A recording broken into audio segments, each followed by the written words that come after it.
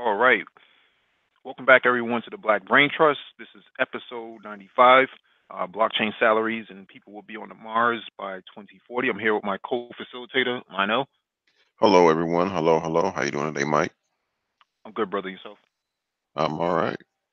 All right.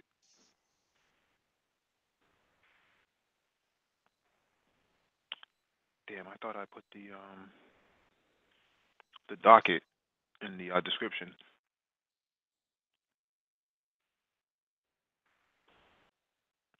Let me take a few seconds to do that right now.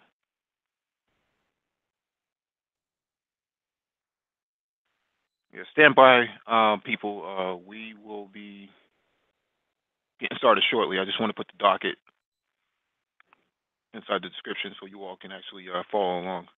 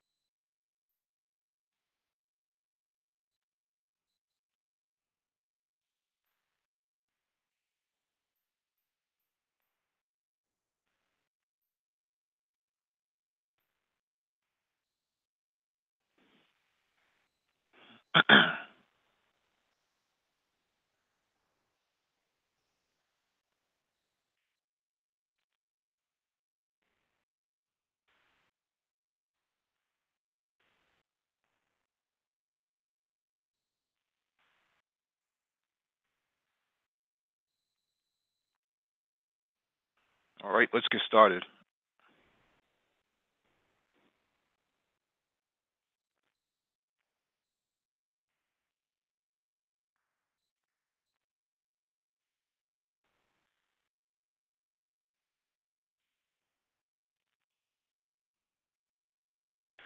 All right, so the first video on the docket.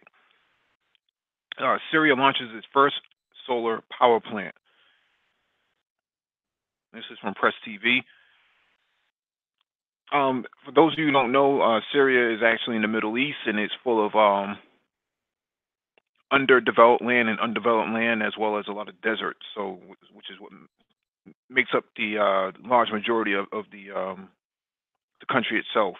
And what Syria did, the Syrian government did, is they outsourced some of this project to um, a local contractor, and they spent $2 million um, developing this whole infrastructure, this whole grid,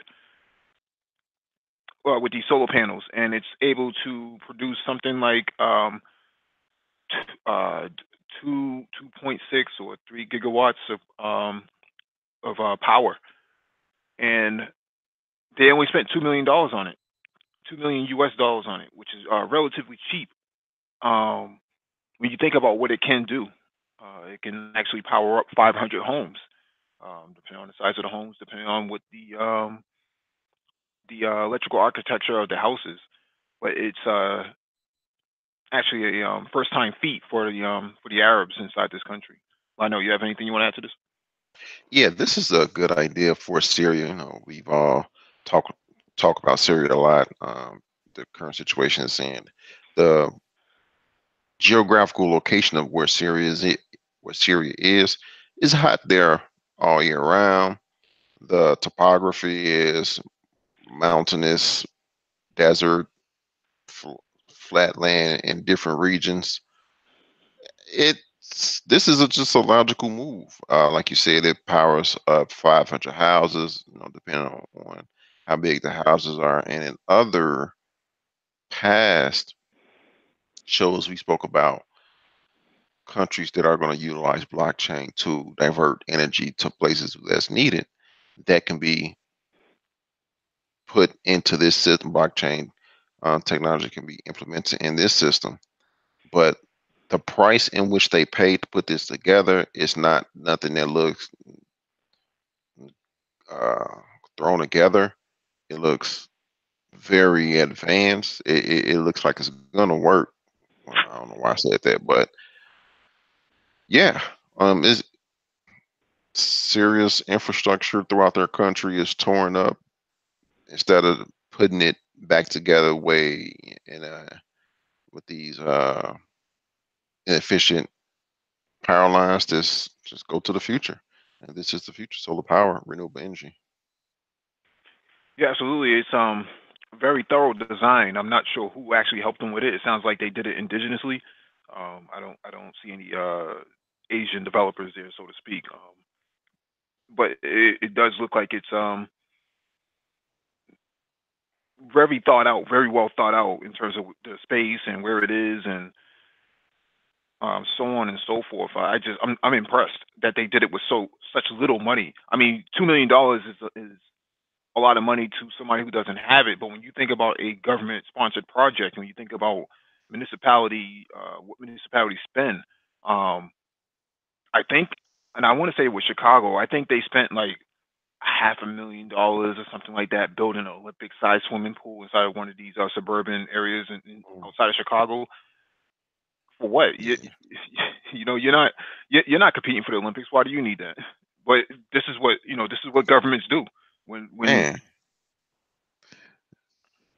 you on fire tonight. That's a good point. Mhm. Right. Um, Mhm. yeah, Were you gonna say something? kind of forgot what I was going to say. Oh yeah, yeah. I've seen.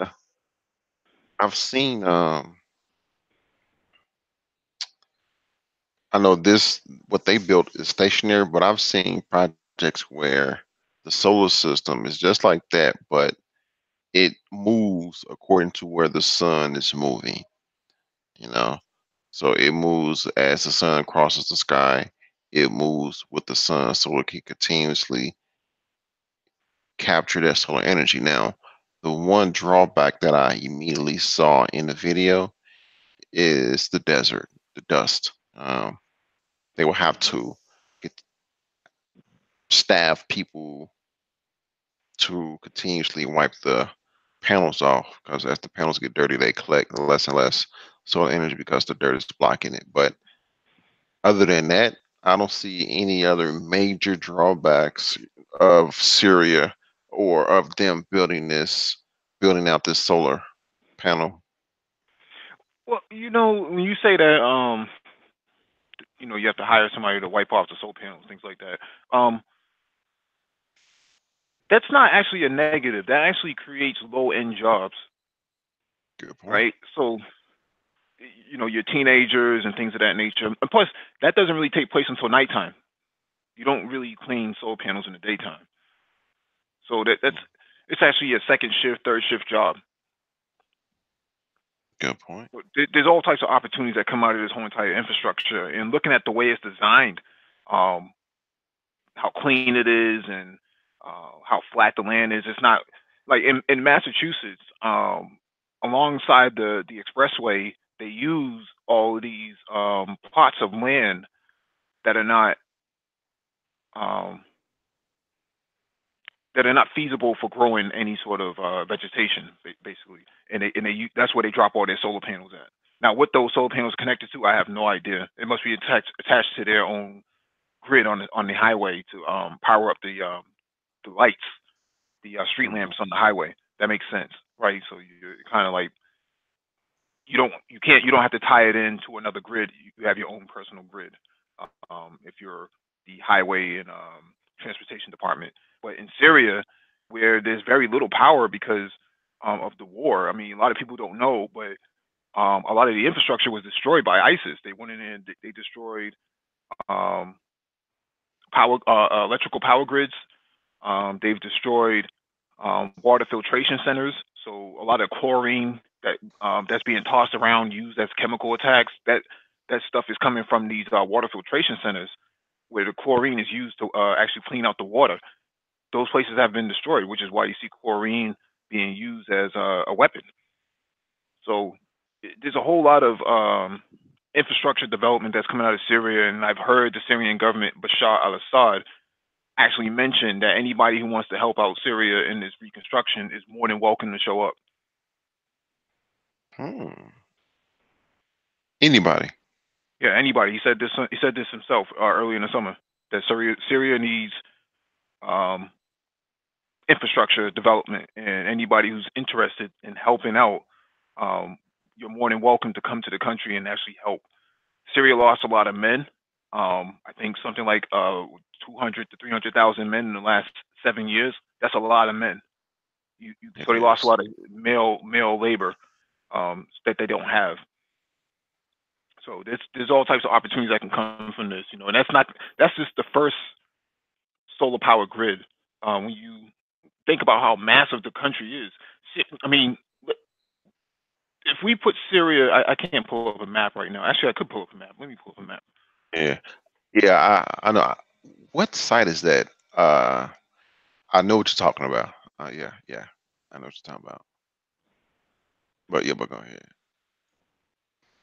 What were you going to say? What you're about to do, I know what you're talking about. Comparing the size of countries to in America, yeah. Syria's pretty big. Hmm.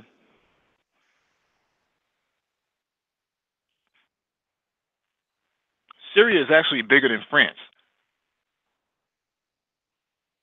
Hmm. if that makes any sense if that makes any sense. Let me see if I can pull this up.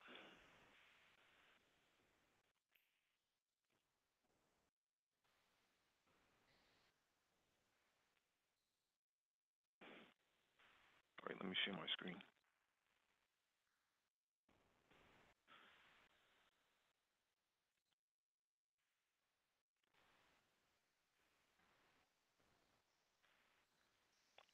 All right, so what we're looking at right here is just a Google Earth map of Syria, and what we're looking at right here is the size of Syria. It goes from, let me zoom out.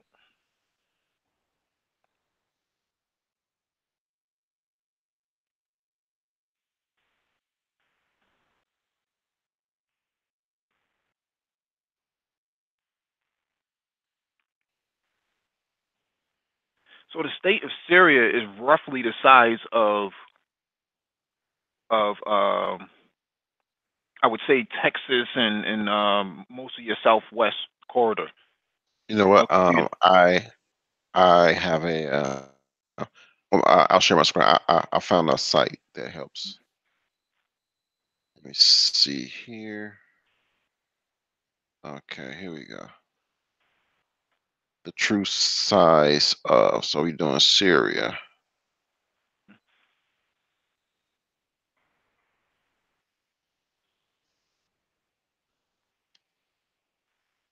Okay, yeah. So let's bring over here to America. Yeah. So say Texas, something like that. Yeah. Yeah, Syria is roughly the size of Texas if you want to include the occupied territory of the Golan Heights as well. So, um, well, the point that I'm trying to make here is that there's a lot of infrastructure development that needs to be done, for Syria, including fiber optic cable, wireless communication, 4G, 5G, Wi-Fi, um, dark fiber, light fiber in the ground. All that stuff really comes from infrastructure development, and this first indigenous project of launching a solar power plant is actually pretty ingenious. I wouldn't be surprised if the next step is to go with, wind turbines, right, all up and down the what do you call that, the Mediterranean. So, all Hmm. Hmm. right, we'll get to our next one.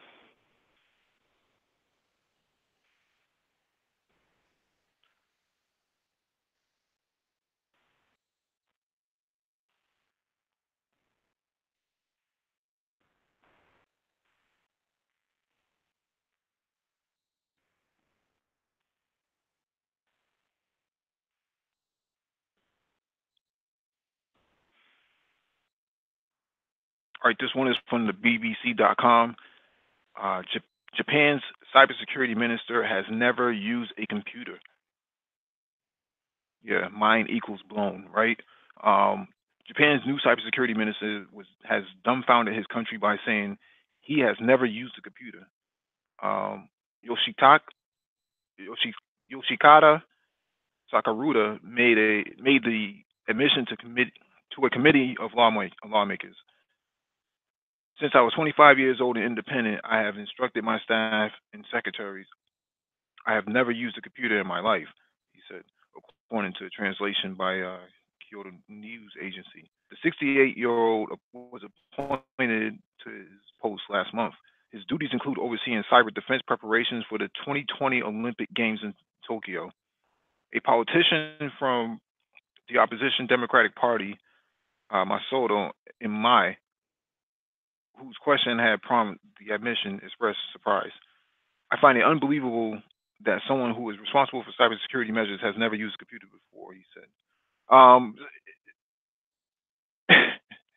as somebody who works in cybersecurity, I find this extremely concerning.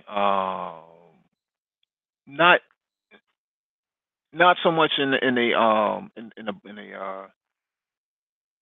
facetious way, but it's scary that you're responsible for critical infrastructure that you have no idea how it works or what it does.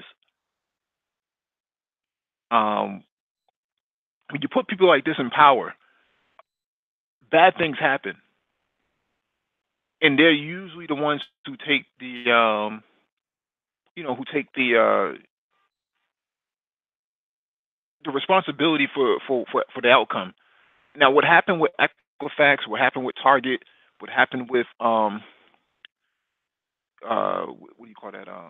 Facebook and TGX, these data breaches and cybersecurity attacks. Those are skilled professionals who have to deal with that stuff. When you have a non-skilled professional and a person who's never used a computer before, that's very scary stuff. I can only imagine that he must have good people-to-people skills, but that doesn't mean anything when you're dealing with a cybersecurity attack during the Olympics. China is known for attacking Japan because they've never apologized for World War II. It's as simple as that. I know you have anything you want to add? Yeah, I know this boils your blood hearing this. Hmm. This is when I read this, and yeah, mind equals blown, especially when he's in charge of the security, the cybersecurity of Japan for the 2020 Olympics. Now people know, a mass of people know this, a mass of hackers or countries and so forth knows this, and Hmm. they saying the director of your cybersecurity has never or doesn't operate a computer or a cell phone. I don't know about cell phone, but just computer. Doors open, so they're going to get attacked more because it is news. And then in the article, it said he stumbled, couldn't even answer the follow up question, which, oh my goodness, wow, amazing.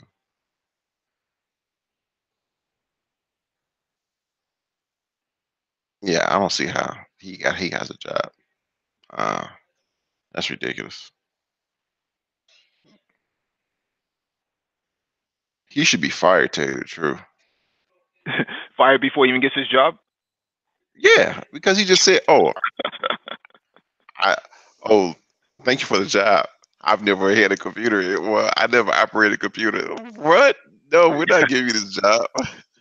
But it goes to show you that's what goes on in the industry.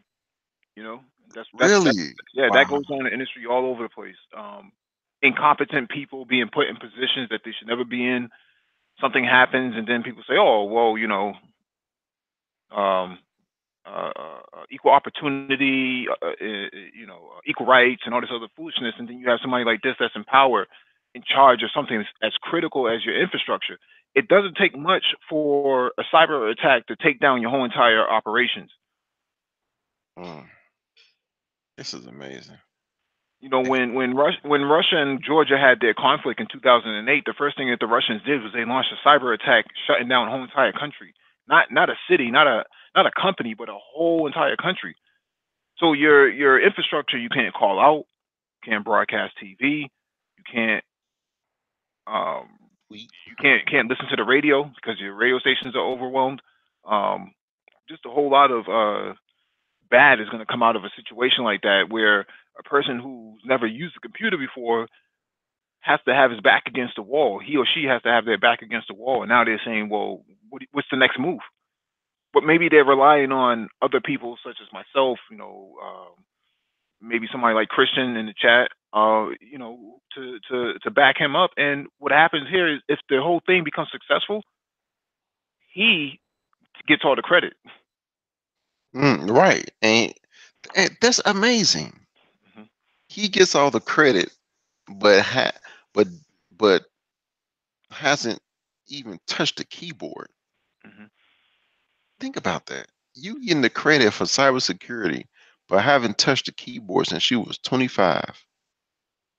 And oh my God, that's so unfair. Yeah, I mean, if this was sex, he'd be a virgin. But anyways, uh, Imagine the person that's doing all the work and they looking at him getting the credit and they like, wait a minute, I'm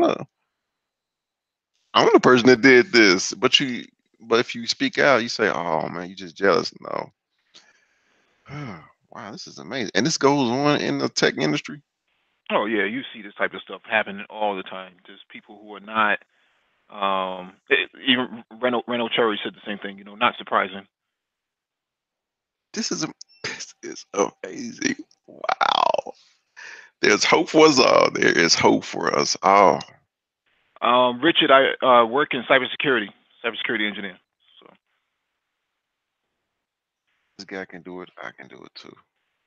well, I mean, it shows that opportunities are there if you're an idiot. So yeah. Hey.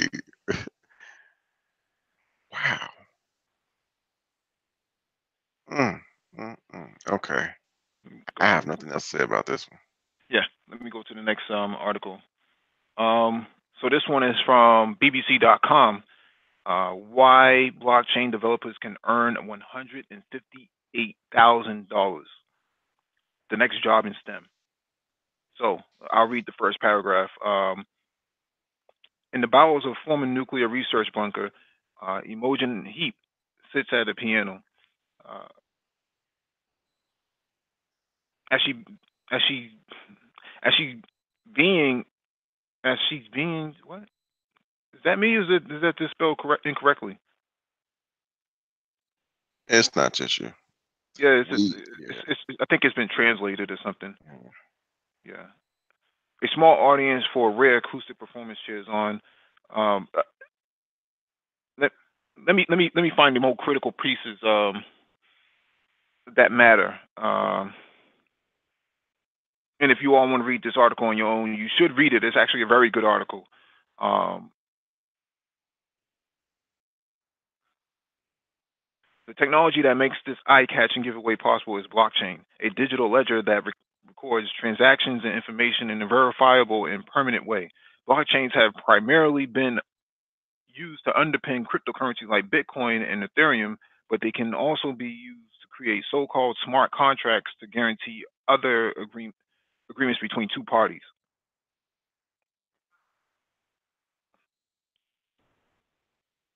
I know you have anything you want to add to this at the moment.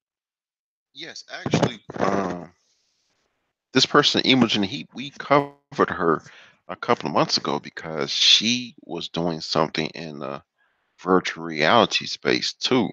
She was allowing people to attend her concerts in virtual reality. Um, and when I read the article, I'm thinking to myself, man, her name sounds familiar, Hmm. and it's her. She is on the forefront of blending technology, these upcoming technologies in music. And in the article, the different ways they state in which blockchain can be applied to music is wonderful. Uh, Mhm. it allows an artist to get paid more. There's no more, well, I don't know who's playing my music.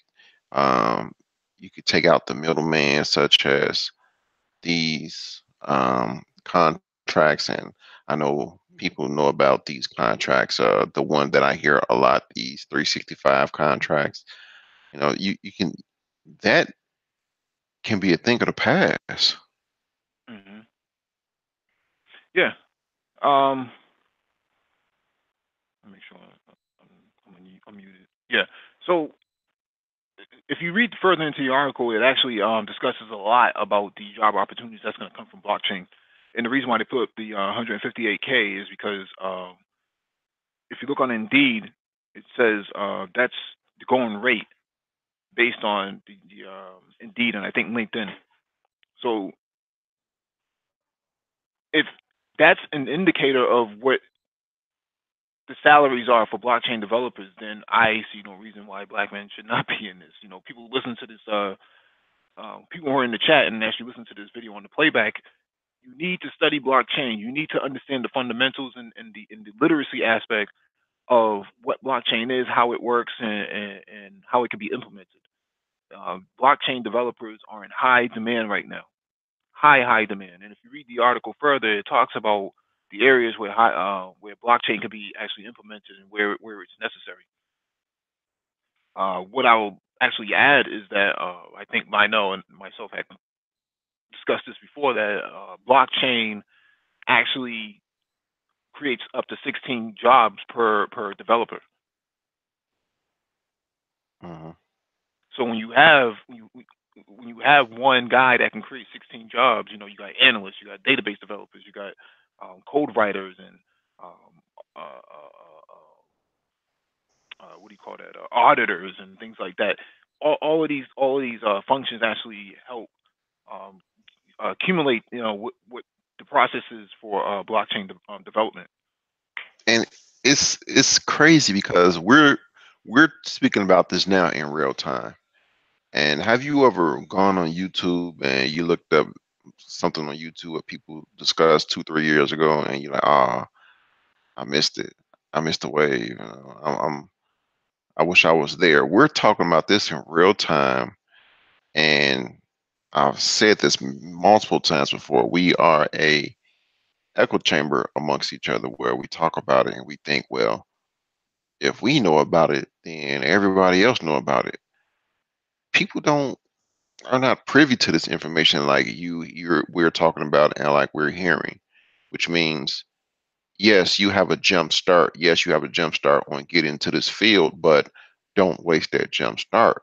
But even with that said, not everyone is going to go into this field, because even when I speak to people about new technologies that's coming to the horizon, the most common reply I get is, oh, well, I don't have the mind for tech. I don't have the mind for technology. So Mhm. people defeat themselves already. Right, Yeah. right, and um, the article actually mentions World Economic Forum. That's something that we covered last month Hmm. at length, and it's on the list of top 50 occupations to be had in the next year to 4 years. Yeah. Is a blockchain developer. Um, and if you read the article some further much deeper into the end of it, it talks about open law. Hmm. Yeah. Yeah, so basically turns legalese into computational code. Hmm. So basically, it sounds like they're talking about smart contracts, but I think what they're really trying to say is that you can take a standard contract and actually bind it into the blockchain itself, and then as the transactions take place, it's actually forcing you to commit to these not forcing you to commit, but actually becomes a part of the whole entire structure of the blockchain. That you have these legal standings within the blockchain itself. Hmm. So it kind of takes away, the need for a lawyer. Like the, your whole entire legal framework is inside the blockchain. Right. And even also in the article, they explain how the smart contracts work. It I noticed in a lot of these articles, they explain what it is a little bit, and it helps the reader or the people that are listening to this live and in the playback. If you read the article, which we want you to, it tells you, hey, a smart contract is this, and this is some of the things a smart contract is good for. Hmm. So it helps you understand. Hmm. Yeah, this was a great article. Yeah, she's on the forefront of this. Um, then it said, which was amazing. She said that, well, not she, the article stated that when an artist is getting paid just by their music being played, the blockchain code can be implemented into the code Music. of the music, right? Which means it it's automatically put on a ledger when the music is played, when that artist's music track or a song or album, whatever, is played. So royalties can be distributed to the artist and anybody else that has something to do with the creation of that song. Engineers, pianists, anybody. Then it said what the artist can do is if they say, well, 100% of the funds will be for the song will be used. So for this, they can go and create temporarily, however long they want, for funds to be diverted to another account for charity. If that is not efficient, if that is not taking an industry that is really inefficient in terms of artists getting paid their fair share, their fair due, for paid properly for the work they put in. If that's not taking an industry that is extremely inefficient on that front and making it efficient or close to efficient as possible, that is what blockchain can do for you. That's wow. That's yes. Hmm. That's a good article. Please read the article. Yep. And we'll jump to the next article as well. So this one is from CTN.com. Industrial scale adoption of blockchain likely in 1 to 2 years, says CEO of Russia's largest bank. Industrial scale adoption of blockchain technology will surge in the next year or two. That's the prediction of Bitcoin advocate Herman Griff, the CEO of uh, Sibir Bank, Russia's largest bank and the third largest bank in Europe. Griff said this, the hype surrounding blockchain has waned a bit, but it has many uses.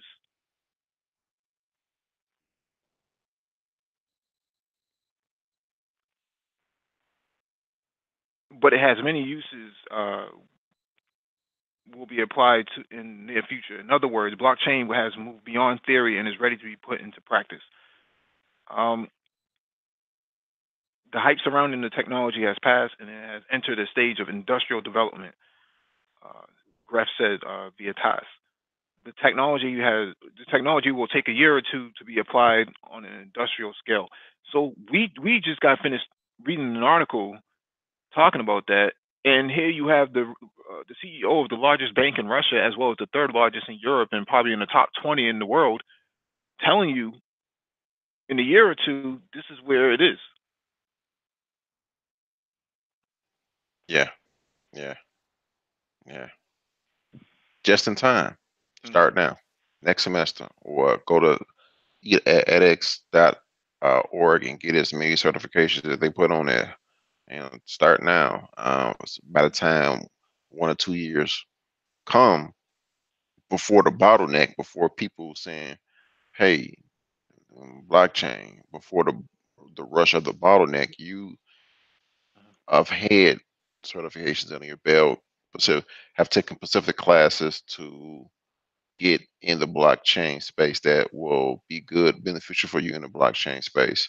So you will set yourself up to get employed faster than the rush, the gold rush.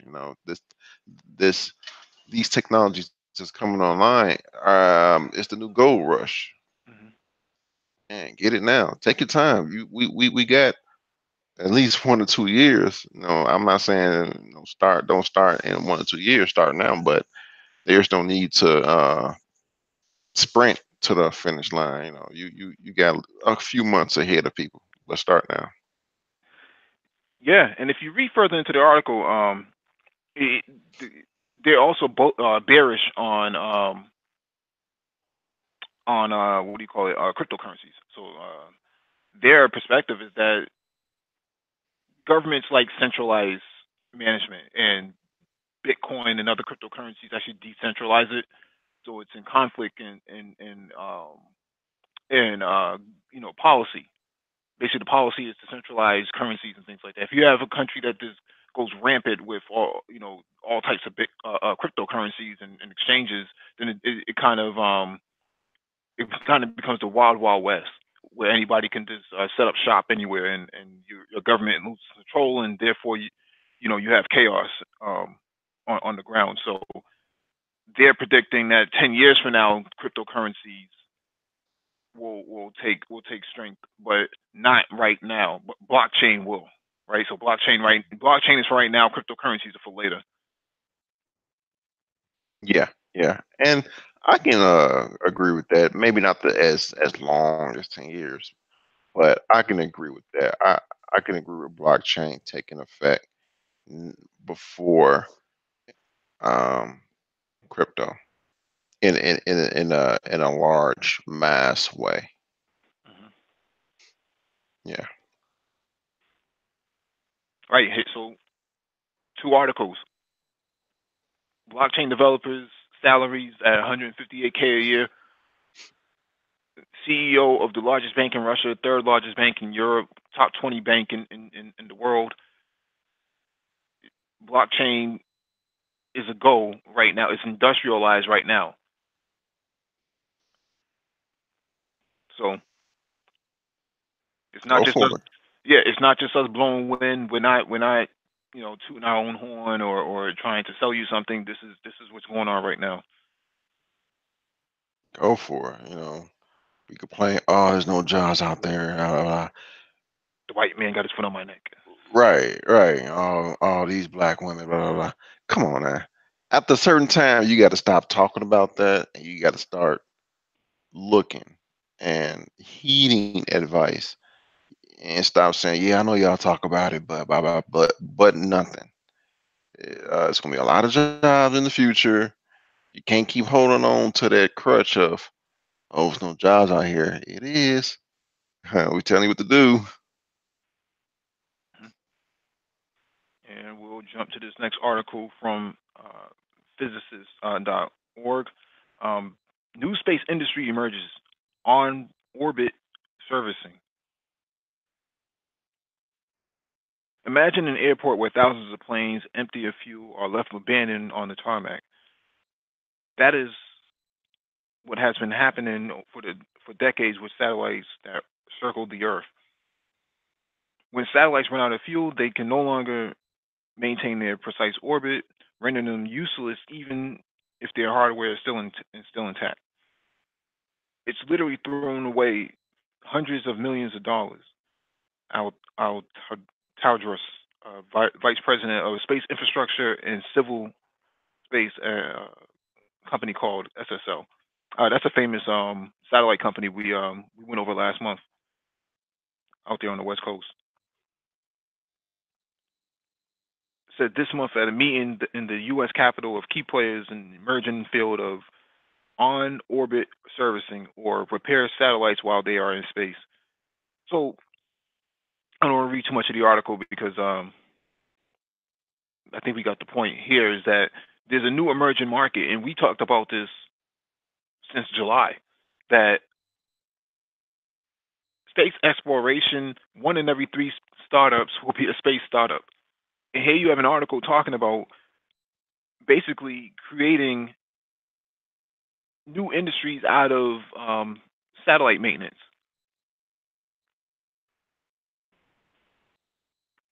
I know you have anything you want to add? Yeah.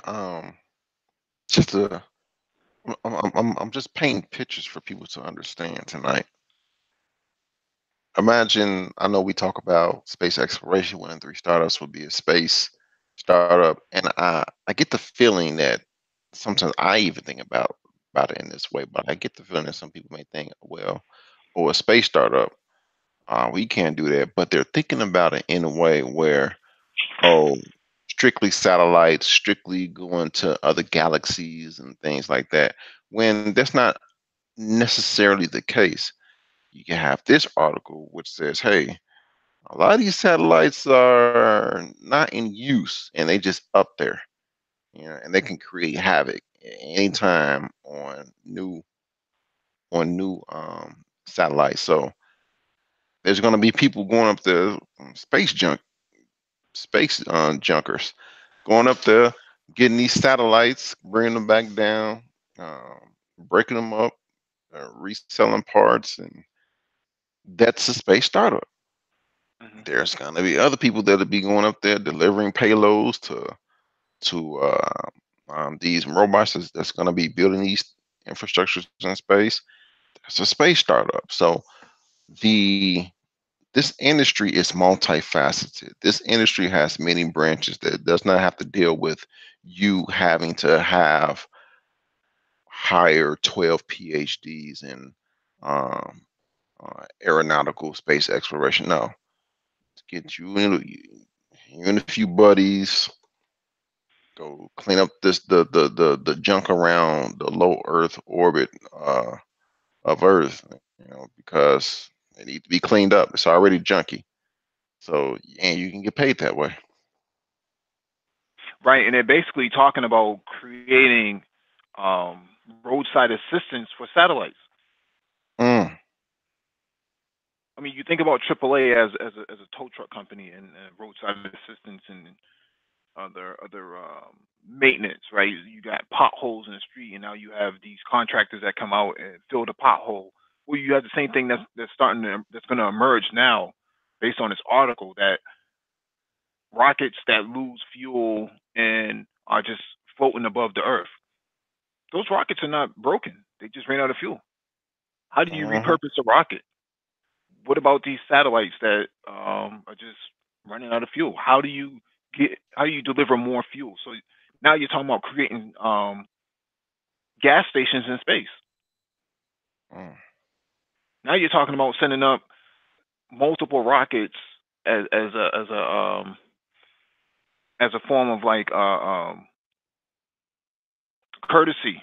You know, um, if you had a flat tire or something like that, somebody, instead of you buying a new tire, somebody comes by, patches it up, fills it up for you in 20 minutes or something like that, and then you're on your way. Same thing's going to happen with satellites. I think the way the satellites need to be designed, they need to be designed not from a proprietary standpoint, but from a open standard standpoint, where the battery packs and um, energy packs that go into these things have to be standardized, because if you want your satellite to survive, then you're going to have to be able to have it interchange with different companies that can design different battery packs for it.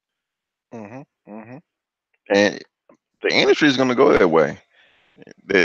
So, oh, there's money to be made, gentlemen. There's money to be made. Actually, I wanted to share something else.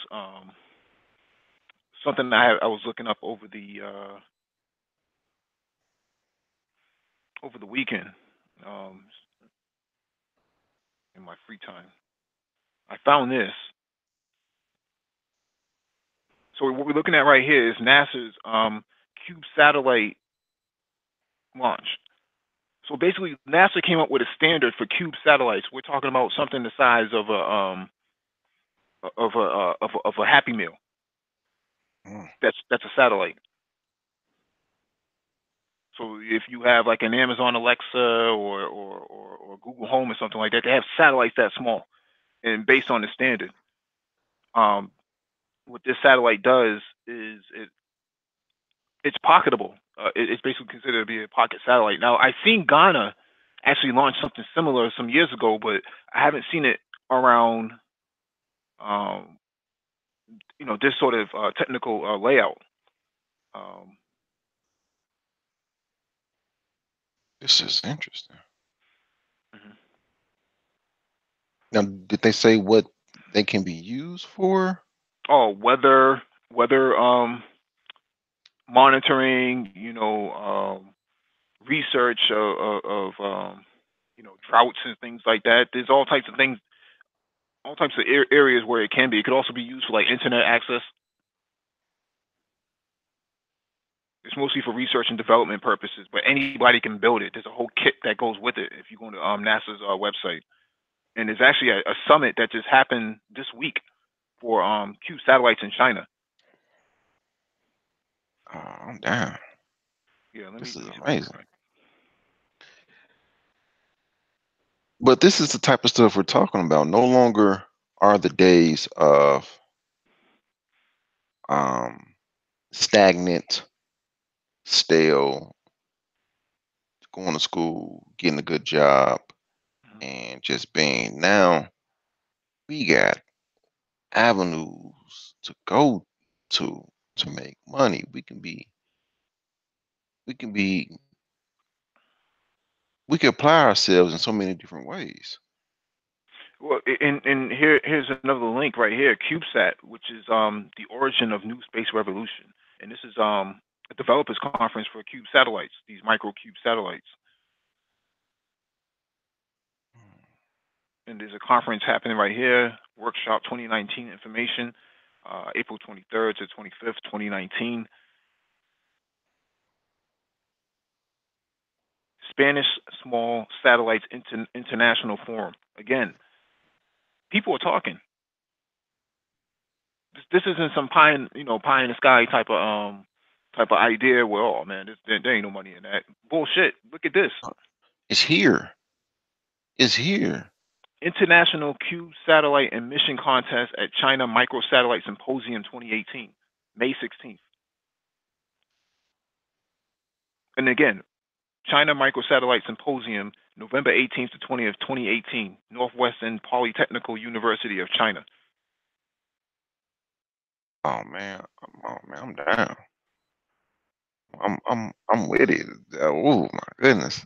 Hmm. Because I'm pretty sure these things are not going to cost millions of dollars, especially if you put them together. Especially if you buy the kit, it's compared to traditional satellites, incomparable price wise. I mean, if you got people putting satellites in space with a big balloon in a garbage can, come on now. Hmm. And I'm not saying that to be funny, but that's what actually people are doing. Come on now. Hmm. Space is where it's at. Space is where it's at. And scale up. Don't think you got to start, you got to save, oh, I have to save $50 million to buy this and hire these people. No. Scale up, man. Scale up. Hmm. Yeah, I mean, look at this right here. This is a tweet. Small satellites becoming a bigger part of DoD's Department of Defense's resiliency calculations. Oh yeah. Hmm.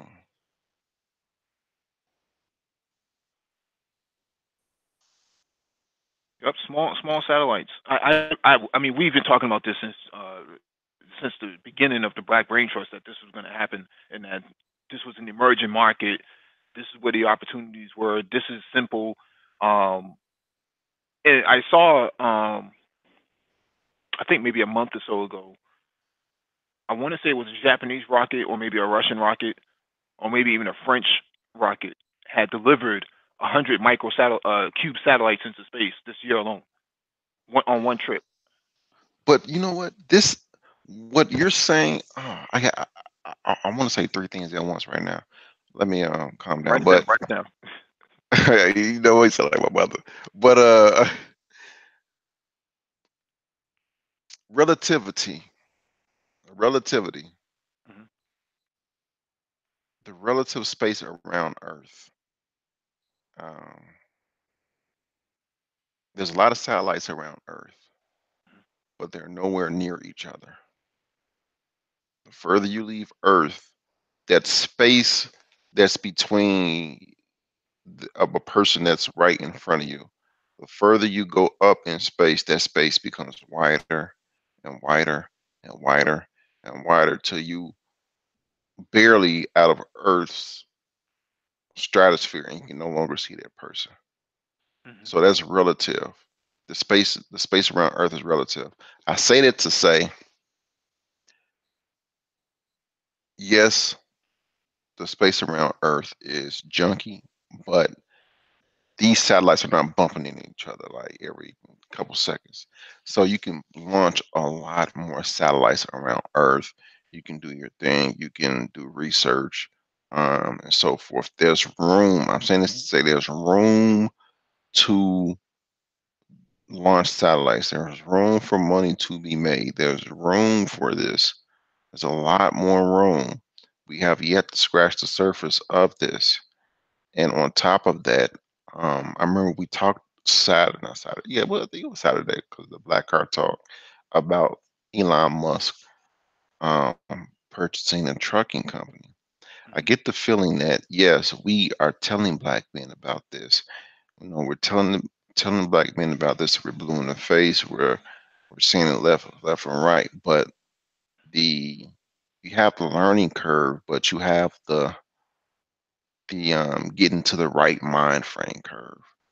You know, yeah, you can hear it, but a lot of black men saying, "Yeah, okay, yeah, yeah, okay, yeah," because I've spoken to people about getting into hey, Elon Musk is, these autonomous vehicles. This is the wave of the future. You may want to strategically set yourself up for this. Yeah, man. Yeah, yeah. I've seen that on the streets. Yeah, no, no, you're not listening to me. Strategically set yourself up to do this, to get in the space, to get do this and do that. But it's like they're not hearing to me. Well, there's like they're not hearing me. I'm telling you to do something. We're telling you to get into this. We're telling you it's not. It doesn't cost that much. We're telling you we're giving you spaces. We're trying to lead you to the water. We're trying to show you how to do it. But a lot of times, a lot of black men say, "Yeah, I've read the article too." No, no, no, no, no. You're not listening. You understand what I'm saying? Hmm. Right, and they hear you, but So they yeah, they they hear you, but they're not listening. It's kind of like Puff Daddy where he says, "Uh huh, yeah." hmm, yeah, Hmm. Yeah, but if you're looking at this, I just want to go over this last tweet right here. It says, "Come see Vector in our new Tel and the Vector R launch." So this picture shows a medium size, if not a small size, rocket used for deploying these cube satellites. This is on the back of a pickup truck. mm. Oh, you know what that looks like? That looks like the S40 system, no X400 system that you can It, put on it, the it's back. it's it's it's it's the same height, but it's not the same system, right? We're talking So about the launching the way it's launched, okay. or how it can be towed around, just like you said, on the back of a pickup truck. Yeah. Yeah, this is literally a back of a Ford 250 Super Duty pickup truck. This ain't like you don't need some launching pad on Cape Canaveral or somewhere down in Florida. This is something that happens in the back of your in the middle of America. So Mm. anyways. And you know someone's gonna take Elon Musk's invention, not invention, but Mhm. technology of reusing rockets, and they're gonna apply it to these medium-sized rockets, and they're gonna make some money. Hey, come use my rockets, reusable. Mhm. It's going to be someone like that. It's always someone that's going to want to make some money, that's going to figure out something. legitimate to make some money, you just got to give up to them and just use their service, use their product. But yeah, it's out there, man. It's out there. Yeah, I just want to go one more thing on the article from physicist.org. Basically, they're talking about tugboats in space, right? So these autonomous rockets would actually pull satellites that are no longer functioning out of orbit for whatever company it is, so that the rocket doesn't, I mean, that the satellite doesn't fall back into space's, not space, but Earth's orbit and then burn up and cause a meteor Damn. shower, so to speak, right? So you don't have these falling debris falling back down to Earth, like we covered last month, where pieces of a satellite fell on California's beach and no one really knew where it came from, but it came from Iridium, which is another satellite company. Um,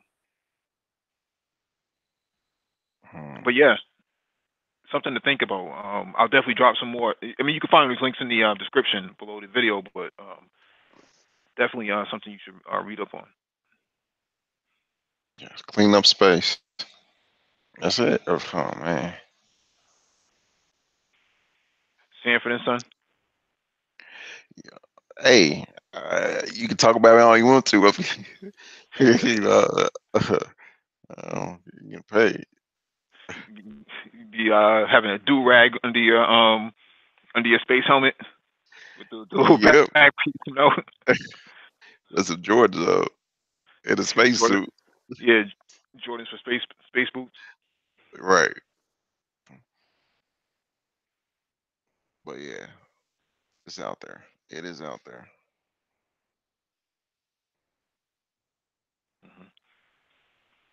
All right, let me get to the next article. We got about an hour left, so. All right, this one is from earthsky.org. Here are 6 reasons to study asteroids and comets.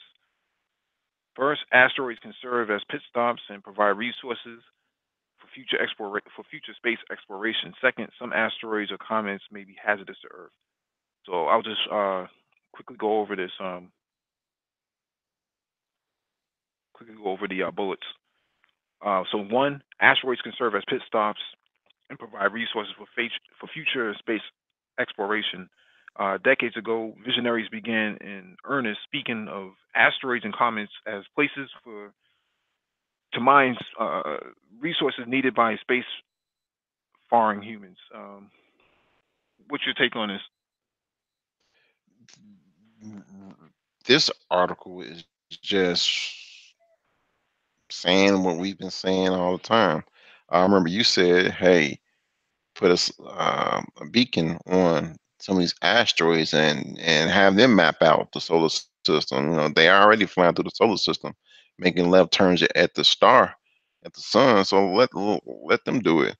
Uh, Sort of a pit stop. Some of these asteroids are huge, and they have their own gravitational pull. Some, not all. Yeah, if you're going somewhere, pit stop at asteroid, whatever. That first one, yeah. Mhm. Now, are we doing this bullet by bullet? Yeah, we're gonna Yeah. go bullet by bullet. So Okay. some number two, some asteroids or comets may be hazardous to Earth. That goes without without saying, right? You don't want Mm-hmm. something that's uncontrollable falling into your atmosphere. Mm-hmm.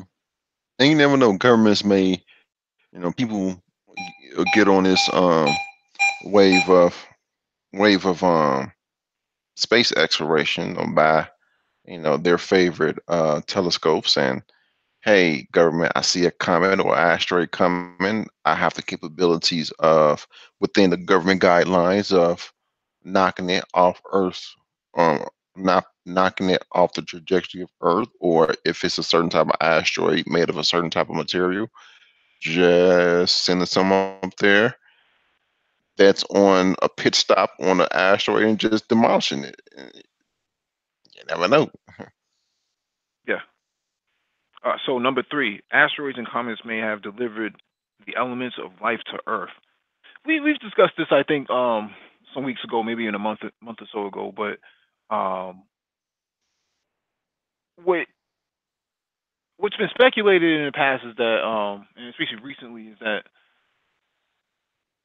the DNA, the bacteria may have traveled from on an asteroid and hit Earth and brought that bacteria to Earth in order to start human life. Hmm. Yeah, I remember that article. I remember the scientists saying, one guy saying, "Oh, it's not possible because of the radiation out there." But you never know. You really never know. You never know what you will find out there. You may find some things that's hazardous to human health, but you may find some things that's absolutely beneficial to human health. But you never know unless you go looking. Hmm. So we don't even know if human life, where human life really came from. If it may have come from a different galaxy or something like that through an asteroid. So Yeah. number four, essentially asteroids were the building blocks of planets. We just discussed this a few seconds ago. Yeah. Asteroids may have, an asteroid may have been rock exploded from another planet, brought here, collided with Earth in its formation, and brought that sort of bacteria here, that DNA here. So, Yeah. Yeah. And speaking not only that, they contain the resources that's here on this earth and other earths and minerals that metals that we can use. mhm. So number five, asteroids and comets help astronomers trace solar system evolution. Yeah, this is kind of like Google Maps, right? Or a a Waze, so to speak. If you know what Waze is on your iPhone or your on your Android, that's kind of kind of what asteroids have been doing for scientists, so astronomers. Yeah, and I've heard multiple times before astronomers say, these millions of asteroids and comets out there, they help them understand the how our solar system came to be through some of the asteroids and comets out here have markings on them or things on them that pertain to or give scientists a look into the history of our solar system of how it became. Yeah, I'm mute up for a few minutes here. All right. So the last one will be number six. Asteroids and comets help astronomers understand the process involving solar system. So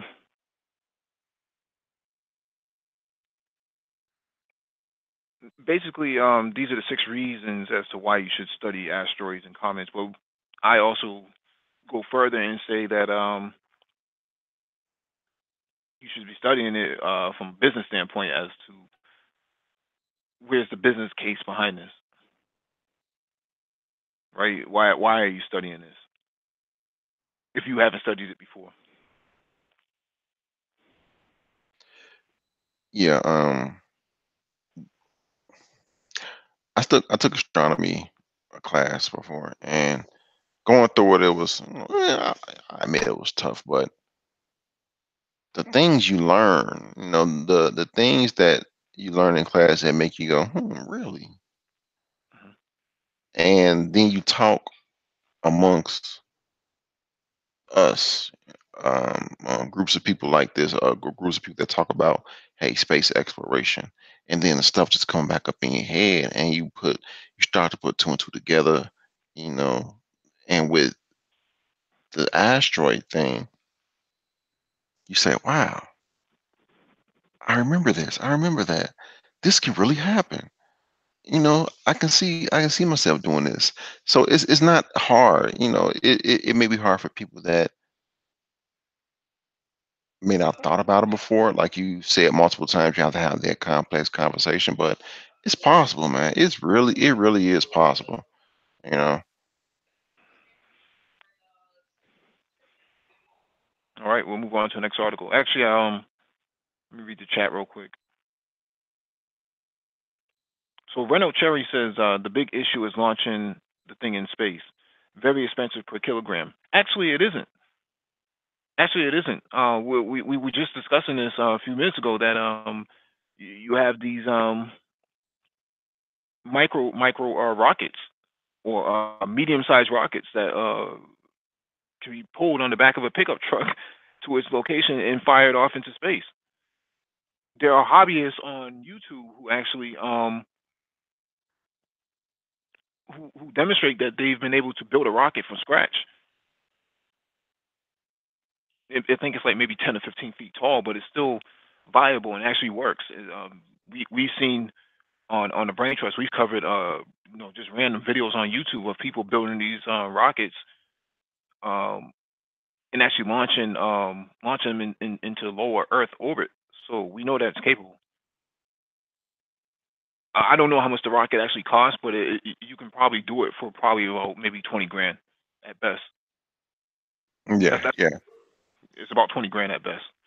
And plus, when more people start to do this and more people get into the space, it'll prices come down and you'll have more options of building a rocket that's more sustainable, that's more durable, you know.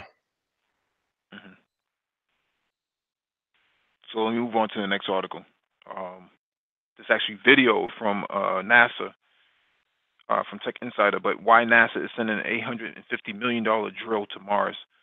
Um, so NASA is actually launching a stationary lunar lander onto Mars that's going to have a drill attached to it that's going to drill 16 feet into Mars's surface.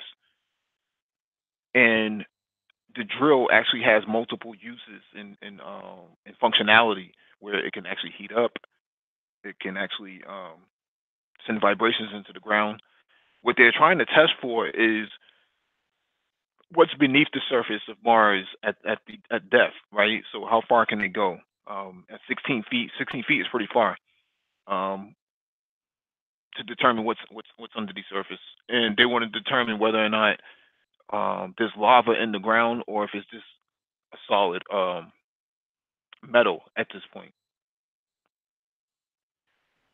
Yeah, yeah. And they were saying the drills will send out uh, shock waves to, and through these shock waves, it's able to detect, like you said, lava. And the significance is between lava or solid metal is lava is, rock, melted rock. But as you get more and more to the core, what's in the core is more metal, liquid metal, which helps generate the magnetic field and everything. But if there's lava underneath all that rock, that means Mars is not a dead planet. It can be brought back to life if there's lava. And what lava means is tectonic plate movements, which means it could be jump started. Like I Hmm. said, just say it could be brought back to life. But if there's just solid metal, then it's pretty much dead. There's nothing humans can do with our current technology to bring Mars back to life. Currently with our current technology, but I, me myself, I will okay this because if we're going to be going to space, we got to know any and everything we can. And me myself, I want to know if um, Mars is a dead or a live planet.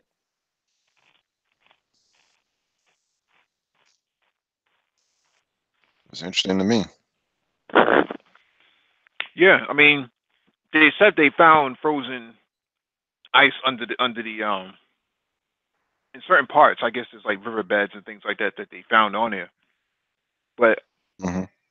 only one way to find out, and that's with this lander. I Yeah, think that's ice. impressive that they can do something like that. Yeah, ice at the solar caps underneath the dirt.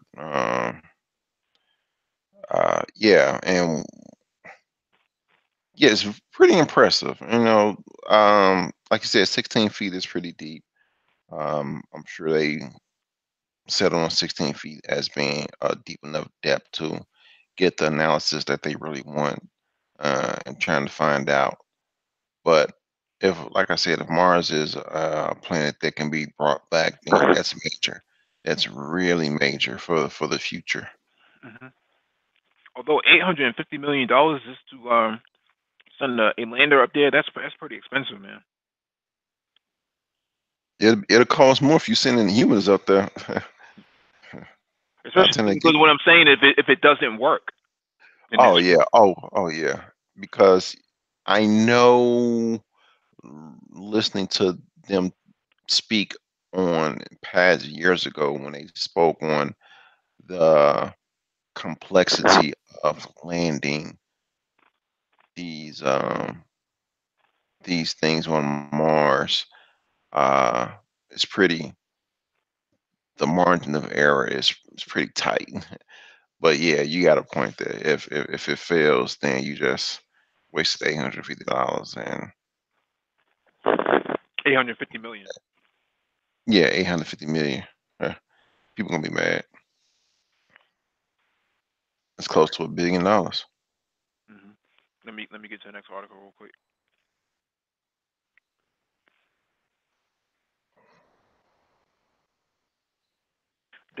This one's from Forbes.com. Days away from Mars, NASA awaits the 7 minutes of terror. That's what I was talking about. 7 minutes of terror. Hmm. Yep, flying the freeway to Mars, the robotic probe InSight nears the end of its 301 million mile cruise with nary a hitch and hardly a hiccup. But looming just ahead as the exit ramp, the Martian atmosphere, InSight in for the wild ride. There's a classic term for it, says Rob Grover of the Jet Propulsion Laboratory in Pasadena, California. The 7 minutes of terror. The approximate That's approximately the time InSight takes to land. A spooky 70-mile descent from the top of the atmosphere down to the ground, says Grover. There's very little room for things to go wrong. Yet hundreds of things must go right, all without NASA backseat driving during landing. There's no joysticking. So they're using automation Mm. to drop this down. They're using some form of artificial intelligence. There's a set of algorithms and language that is implemented to make this thing work. Um, they had to have tested this on Earth. They had to have tested it 100 times before, dropping it in the ocean, dropping it on the ground. They had to have tested it because Russian military and I think even the U.S. military has been known to drop tanks from C-130 cargo planes, Mm. big Hercules cargo planes. So the idea of dropping a 35-ton, 40-ton tank out of a plane and having it drop, you know, securely on the ground without destroying it, they've done that 100 times. You know, I mean, it's a little different because you're not in space, but the point of the matter is you drop tanks out of planes all the time during war and during practice. You know, um, joint military operations. So you had to have some kind of research done before. Yeah, yeah. And like I was saying before, the small margin of error. Like you said, like the article said, 100 things must be done right. And I agree with you. The data from before, hey, per dropping these past things from a high Earth atmosphere, and what we do, we know well the little nuances that they can fix now, that they don't have to worry about, or it be a surprise when this thing goes into its 7 minutes of terror descent from the upper Martian atmosphere down to the surface of Mars. Um, Especially when the journey took 6 to 9 months, and then you get there and you descend and something mess up. You don't want to be going through that. You want to make sure everything that you can think of that can go wrong is solved before this thing gets to wherever it's going to, because by the time we get there, you want to be as calm as possible to know, okay, this is our best shot. And as you go to do it more and more, on the Martian surface, you get proficient.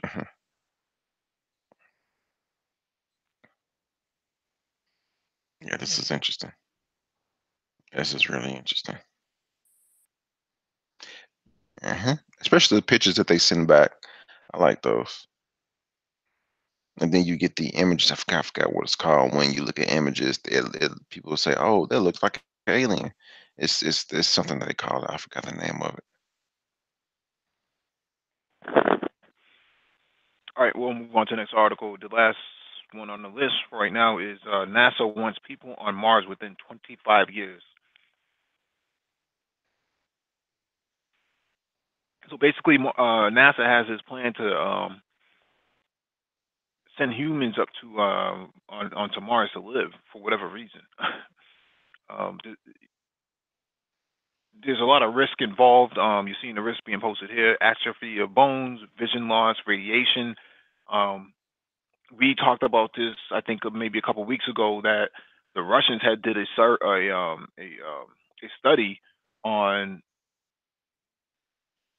people or astronauts or cosmonauts in space, and after 186 days or 6 months, what their bodies were like, and what they found was that their brain starts to lose um, lose form. So basically, it starts to degrade your brain out in space. The longer you are out there.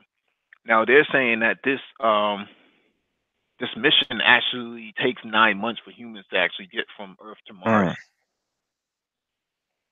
and that even in 6 months, your body is kind of destroyed, or it's starting to decay mm, because of radiation, because of the lack of air, the lack of gravity. All of that plays a role on your body, and um, if you ever wonder in movies why when they draw aliens and stuff like that, that the eyeballs are shaped a certain type of way, and it's, they look very dilated. That's where that comes from. Although it's mm, just that's just Hollywood playing, this character out, this Martian like character or this alien like character. There's actually some um, relevance to why the eyes are always designed in that sort of ways, because that's what space actually does to a person's body. mm. Yeah, this would be a one-way mission, and NASA knows the what it can do to a human's body. They know, and they letting you know how long this trip is going to be, even with the current technology, the propulsion speeds. I said it to say I wonder what they have up their sleeves in terms of being able to get humans to Mars in a in in still human conditions. What I'm trying to say, they have something up their sleeves, and I've always said you have to make the ship, whatever they're flying in, as compatible to Earth as possible, and rule out all the radiation, because you're gonna go through that Van Allen space radiation belt, and you have to do some serious mechanical engineering. You have to do some serious studying to rule out as much as possible, because you don't want humans going to Mars after 9 months and they get there and they're just useless. You're gonna get people gonna say, "Hey, man, you killed them people. You sent them people on a suicide mission." So you don't want that backlash from So they have to have something up their sleeve. They have to be working on something for them to put this out. Well, the longest a human, or I shouldn't say human, but most people in the Navy stay in a submarine. I think it's like what, 90 days? Mm, let me No, see. no, not 90 days. I think it's like 21 days, 3 weeks, or something like that at sea. Yeah, you could say at least a month. I'll say between a month and 3 months. So you can Right. say 90 days. Yeah. It's about that much. So, and that's with all the advanced technologies on the ground. So you imagine what you would need to actually go out in space and actually deal with people, deal with humans in travel. So Man, I just think NASA is working on something because that is, I mean, because you're dealing with radiation and everything else. I I just think they're working on something. For them to put that report out, they have to be working on something because with knowing what we know, what space can do to a human body, hmm it can really mess it up. And the Russians saying, hey, by the time you get to the place you're going to, you're gonna be useless. So yeah, they're working on something. you would have to be comatose for X amount of months, in order to travel there and not. I don't know if you saw the last Aliens movie. Yeah, I saw it. Yeah, when they were put inside these capsules and Uh-huh. they were basically sleep inside these capsules until they got to their next destination because it takes so long. What else are you gonna do? I mean, most people will see their doctor at least once every 6 months. I mean, you're up there and you're not gonna see anybody but the few people that are there. What happens when there's a medical emergency? What happens when you know your women who on their cycle and stuff like that? I mean, it, And on top of that, I mean, control. I'm a big proponent of just human nature, man. It's not like we're gonna get to Mars and all of a sudden we've transcended whatever. No, whatever we've been doing on Earth, whatever foolish and idiotic stuff that these very smart people are doing on Earth, like they're gonna bring it to Mars. And on top of that, whatever happened on that trip to Mars of you getting sick and tired of seeing the same people for 9 months, and two of those people have got on your last nerves. That's gonna be coming to Mars with you. So that human nature is the mother. mhm, It's gonna come to Mars. So it's a lot of stuff, man. It's a lot of stuff. mhm. But I think in terms of survival, I think you're able to tolerate certain people, right? Yeah, You're able to tolerate people just until you reach your destination. I yeah. mean, To you, yeah, but what's gonna happen when you get to Mars? You're gonna go your own separate way? I don't think so. yeah, yeah. Right, right. It's like, oh, so here, I I'll be over here for 3 months. I need some fresh air. No, ain't no fresh air here. We gotta stay together. hmm Yeah, you're not taking no stroll down Fifth Ave on Mars. Yeah, you don't want to get lost on Mars just so yeah, man, because you'll be SOL. Well, what they've been talking about doing is using a nuclear engine for jet propulsion. That's, I mean, that's something that's possible. I mean, you couldn't use a propeller base because there's no air in space, so there's nothing for you to Mhm. turn. Yeah. But you would have to set up multiple. Like, you would have to use the moon as a launching pad in order to get there to make it efficient. Yeah,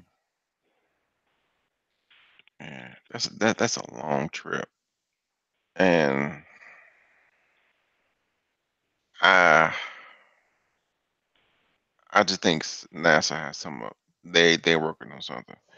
You know, even though we say all these people smart, they can be so smart that they dumb. Now, some people that work in NASA are just regular, everyday people. They just know their stuff, and I'm sure somebody said, "Hey, man, we got to take into account human nature," or just looking out the window and just seeing black, and then looking back and just seeing a blue ball. I'm like, oh, I miss home. That type of deal. And so yeah, man. Yeah, stasis. Jedi focus, putting people in stasis for the long trip. Yeah, yeah. Yeah, I mean, I guess there's a variety of ways you can go about it, but do you really want to go about it that way?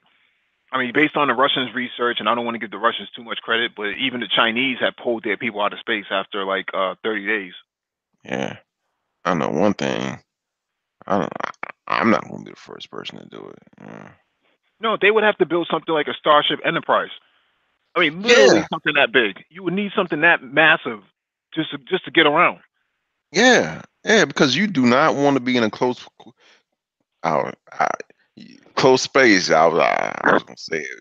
I don't want to make this a joke thing, but you don't want to be in close space with people for X amount of time. You go freaking crazy, man.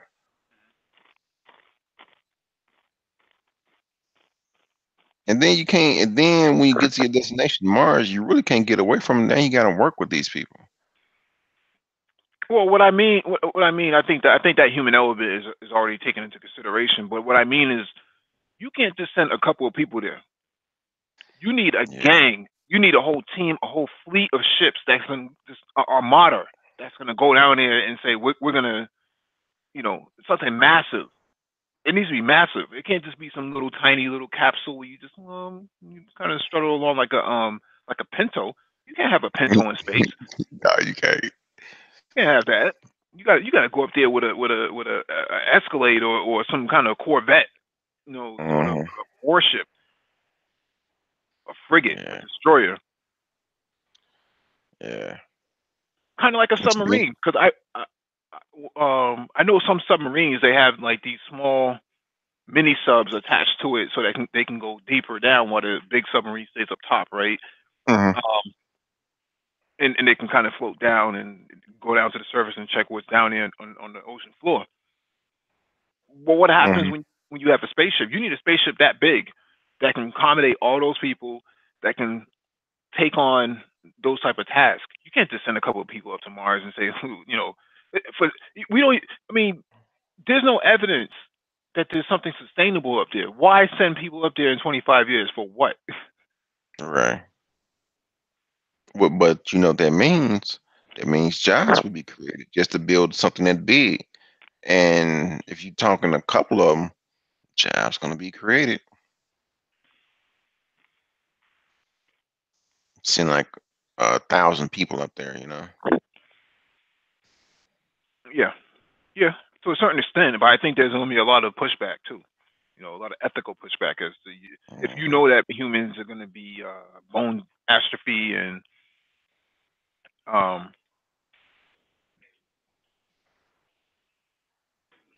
Brains mushed, vision loss. right, Yeah, your guts being turned upside down like spaghetti, tuna fish. right. I mean, And what are then they going to eat? What are they going to eat around the way? MREs. and then somebody's gonna get pregnant. Let's throw it out there. Somebody's gonna get pregnant. Yeah, How would they get pregnant? yeah, no, the birds and the bees. Somebody's Nah, gonna want. nah, not out there. There's cameras up there, and, on these shuttles and whatnot. So Let's- somebody's gonna want that distinction of, oh, I've birthed the first Martian. It's trust me, it somebody, takes man. it takes 9 months to get there. So you're talking about doing that reproduction before they even get on the space shuttle. Somebody, trust me. Somebody gonna think about it. Somebody's gonna think about it. I kid you not. What are they People gonna name surprise you. That's Willie. I don't know. it?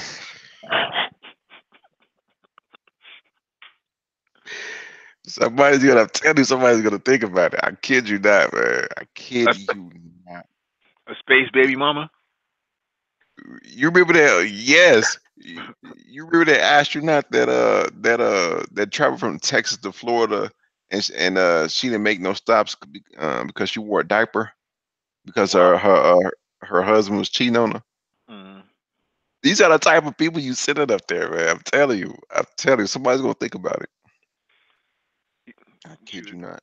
So you're saying that somebody, an astronaut is gonna try to get an astronaut? Right.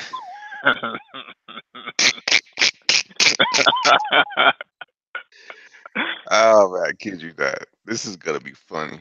I can't wait to see what happens, man. But you know I what? mean, Jobs gonna do be they? created. Do you think they get U.S. citizenship though? If they born on the ship, yes. If they born on the ship, but if they born on Mars, they SOL. Well, why would they get U.S. citizenship? If they born on the ship, It'd be a DACA baby, right? that's a good point. They may be a DACA baby I mean, what kind of social security number would they get? They zero get a zero green one card, right? or a red card. Oh man. Somebody's gonna do it. I'm telling you. You know, Mhm. people. Sometimes people don't amaze you, but sometimes people will blow your mind. Like, wow, Mhm. okay, it's gonna be a scandal, man. And then I'm telling you, one person find out, another person like, nah, I'm gonna be the first one. It's gonna be Mhm. turned to a competition. People are Ghetto. unlimited. Yeah, ghetto gaggers in space.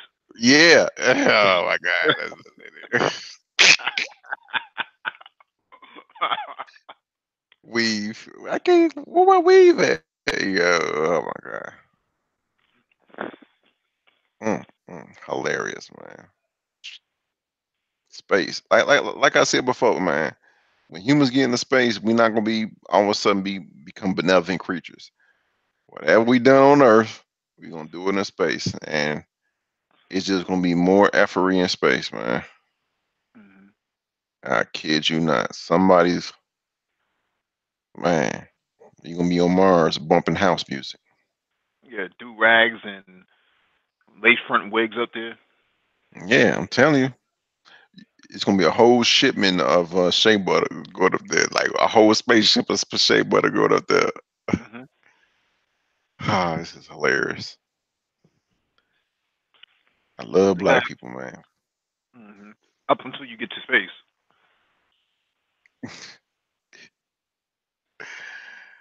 Oh my God, space, man. But it's a lot of money to be made. I like this cube thing and the medium the medium size rockets. That is gonna break everything open. Once they really get online properly, that's gonna break everything open because it's gonna allow a lot of people to uh to get into it because it's not gonna cost a lot. No, a lot of stuff can be crowdfunded. I mean, when you think about certain people creating documentaries on black issues and racism and things like that, those people collect six figures all the time. Hmm. If you wanted to start your own startup, that could easily be done if black people wanted to do it. It's just a matter of do black people want to create jobs? Do black people want to take over some of these industries or get ahead of some of these industries? I think the microsatellite thing. I think that's a viable market. I see nothing Yeah. wrong with that. I see nothing wrong with I mean, we looked at this video before. I'll bring it up one more time. Um, Excuse me.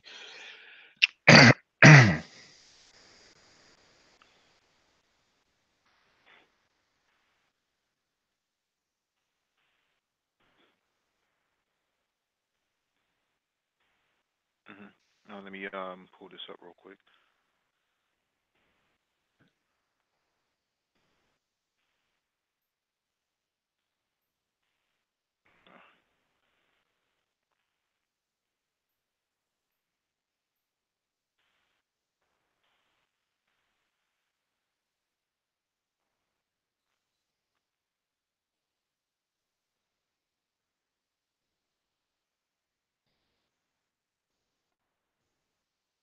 Oh yeah. Yeah.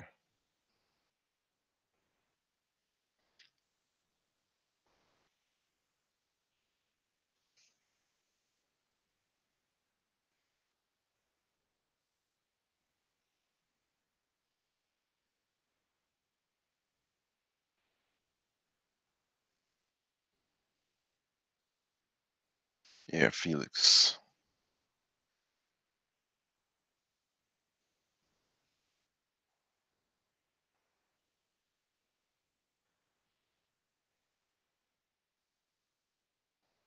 Yeah, I agree with you.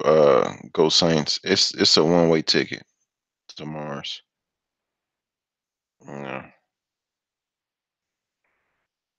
you might as well say goodbye to everybody. Yeah, it's a one-way ticket.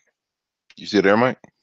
Yeah, I'm here. I just muted myself. Okay. And I just wanted to find this video where it goes to the beginning, not exactly where he jumps out of the capsule. But the point of the matter is here that they use this massive balloon to lift that capsule up. That capsule, I think that thing weighs like 1,000 pounds or something like that. Mm, Because you think about I think Felix himself weighed something like 300 pounds with that suit on. So that capsule probably weighs something like 1,000 pounds. So lift capabilities are where most of your research and development is going to come from. mm. I can see this with the balloons. You see how people are using these balloons, and they cost a lot. You know, you have a team behind you. I can see these balloons becoming like DIY in the future, decades from now. You know, if you want to take someone to space, get a weather balloon. Do it at home by yourself on the weekend. A project for you and your family. I see these things, this becoming that in the future. Yeah, to a certain extent, I think you still need the. I mean, looking at all of this right here, you need a lot of the equipment, Mm. No, I'm not saying. I'm saying like take people up there, but I'm like take uh objects. yeah, objects. Well, I mean, the payload. You can get a weather balloon now Mm, for pretty cheap, but um, what I'm saying here is that I think a weather balloon is something like $3,000 or something like that. You can get one of those, but what you're seeing here in this capsule, I mean, that's what you're going to need to actually lift the satellite up. mm. That thing is heavy. That ain't nothing, light. If you look at the way Yeah, I was about to say, was it moving that crane? the crane was kind of struggling to move it around because it's that heavy. I think it weighs a couple of 1,000 pounds. So, what my point in saying also is that you need a massive balloon for that, and that sort of balloon, that Stratos, is exactly what you're going to need. But it was pulling the crane. Oh, because the balloon was attached to it, it was moving around. Okay. Yeah. That's one time the balloon was moving the crane, right? The balloon was lifting the capsule, but the crane was actually carrying the capsule off. It was trying to guide it. Okay. Yeah, this is exciting, man. Yeah, that cube, the cube thing. Yeah, that's where it's at right now. Hmm. Into other new technology and the medium missiles. Yeah, I see those as Medium where rockets. people. Yeah, medium rockets. I see those as where people are going to jump in as a easier way to get into space. To start their doing what they want to do. Yeah, I would love to do something like this as a project. Um, Map out what we're going to do with the Cube satellite, figure out a way to deploy it via one of these balloons, and try to get as much functionality out of it as possible. I think you can spin up a lot of that stuff, a lot of the electronics portion of it, pretty easily. You can get laptop batteries, you can get external batteries as a power source, and kind of hook it up to it. Um, my my laptop right now, my Chromebook, can run for anywhere between 8 to 10 hours on a battery at full Mm, speed. mm, My cell phone has something like a 16-hour standby or something like that, 24-hour standby before it starts running out of battery. there's all types of ways we can finagle batteries. Graphene technology used for batteries now. I'm starting to see those pop up on the market. Those Hmm. are very thin. Those are very thin, like paper or cardboard. You can get a battery out of that.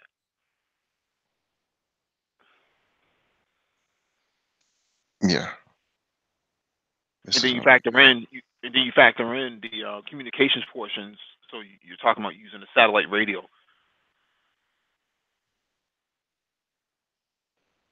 This is gonna be good. There's gonna be a lot of information that's gonna be coming out in the future.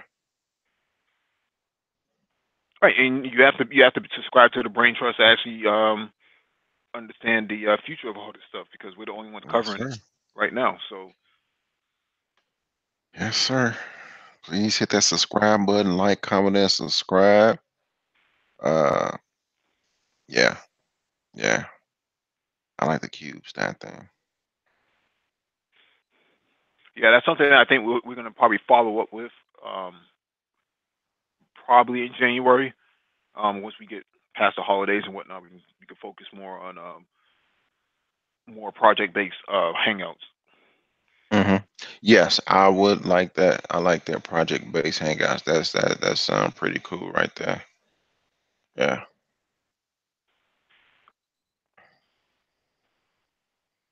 All right. Anything else? I don't think. Richard Dixon is asking, what is your favorite publications to read? Magazines, newspapers, or journals? Mm, Um, all the links, all the articles that you see us reading, that's pretty much what we subscribe to. yeah. I don't read too many articles because now you can get so much information on the internet readily. By the time a lot of magazines come out, it's stagnant. Um, yeah, I'll have to agree with you. A lot of the sites you see in the description, the topics on the docket, the sites we source from, that's really where I get my information from. Mhm. Now, Paul Bryant is asking, interstellar travel needs a different propulsion besides chemical base. Are you familiar with fusion containment? I am not familiar with that. No, I'm not too. I've only heard about fusion propulsion in passing when I look at space geared videos, and I agree with you. I do agree with him when he says that interstellar travel needs a different type of propulsion because a lot of these solar systems are light years away, and you want your crew to get there within one lifetime, well, within the same lifetime, ideally. And what we got now is not going to cut the mustard. Mhm.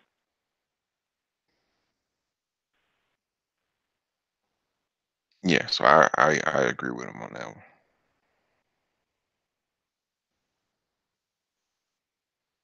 I was hoping other people come on tonight. I think there's a hot topic over there at the Hangouts. Uh, uh, uh, yeah, Um, we know how that goes. Jeff has a question in the chat. Have you heard of Gabriel Orbio? Hmm.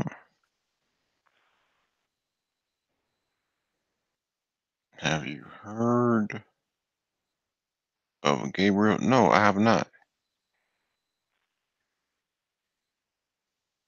I have not. Let's look it up. Gabriel Oyibo. Let me check. Oh yeah, sound like he's African. Yeah, he could be. Sounding Nigerian too. Yeah, Dr. Gabriel Adu Oyibo. Hmm. I've never heard of him before.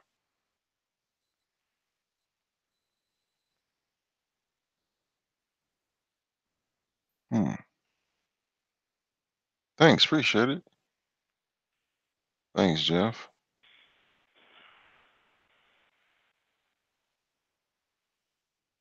Okay, with that being said, I think we've reached the end of our Hangout.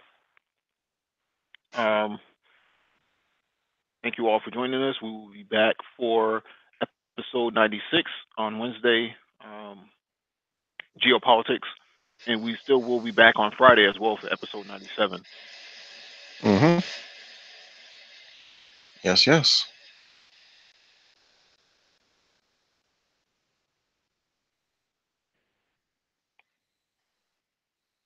We getting up there in our episodes. Almost episode 100 next week. Yeah, I'm hoping for something big with that. But thank you all for joining us. Please share the video as well and hit the like button because I see a lot of people came in tonight but didn't hit the like button, so not sure what's going on. Yeah. Please, please, people, please. We like the like button.